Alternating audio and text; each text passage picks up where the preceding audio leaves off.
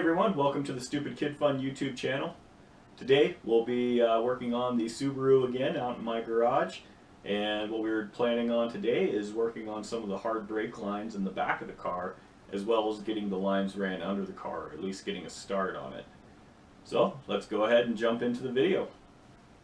So just a reminder of what we have going on in the trunk here. We have the fuel cell sitting on an aluminum floor, and we have a handful of Clecos holding in the trunk floor right now to help hold it in place. We haven't riveted it down yet, simply because we're going to be pulling it out a few more times.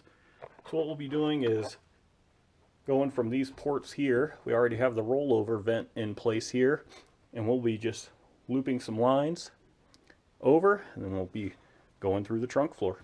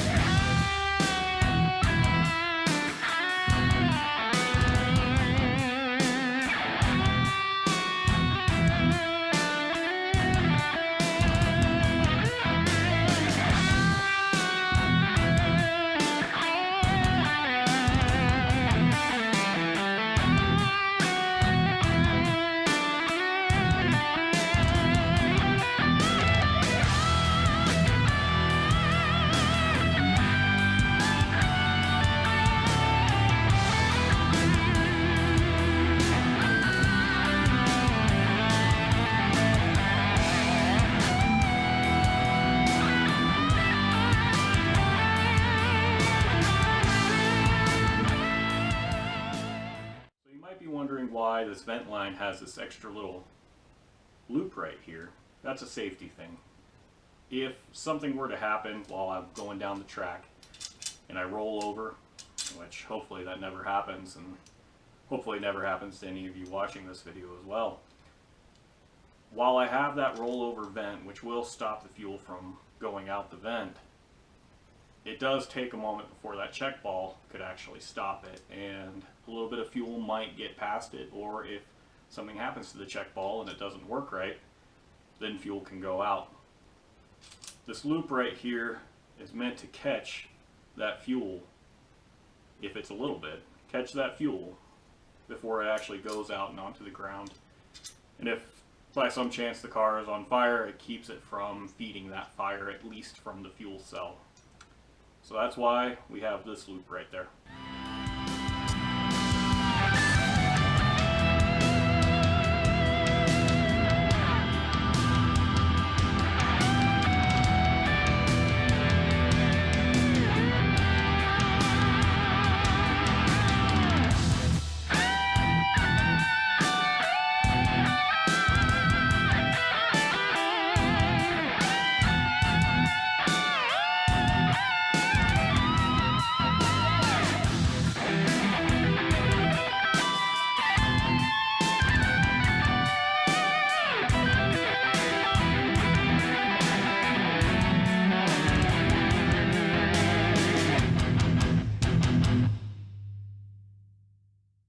Sometimes underneath the vehicle there's not really a lot of places where you can mount your fuel lines to.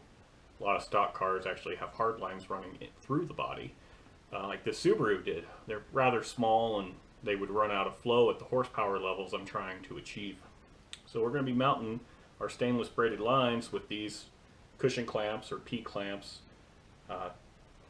two names for the same part. So the way we're going to be doing that is we're going to be drilling through parts of the body, and we're going to be installing riv nuts. So what the riv nuts allow us to do is give a threaded point in the sheet metal to be able to attach those P-clips.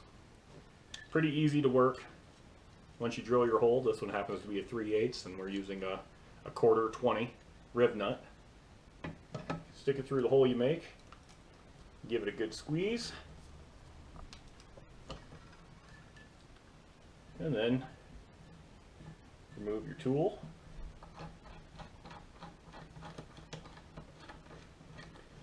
And you can see clamp down pretty good right there, so then you can take your bolt, cushion clamp,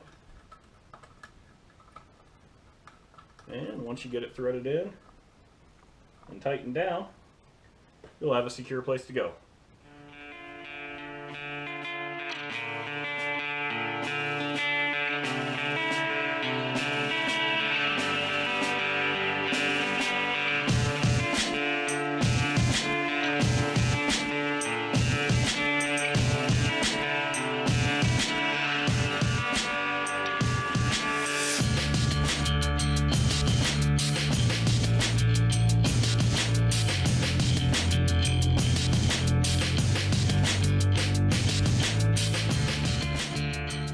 So you can see we got a couple spots where we got our clamps in place for our feed line and our return line. Now this is a -10 feed and a -8 return.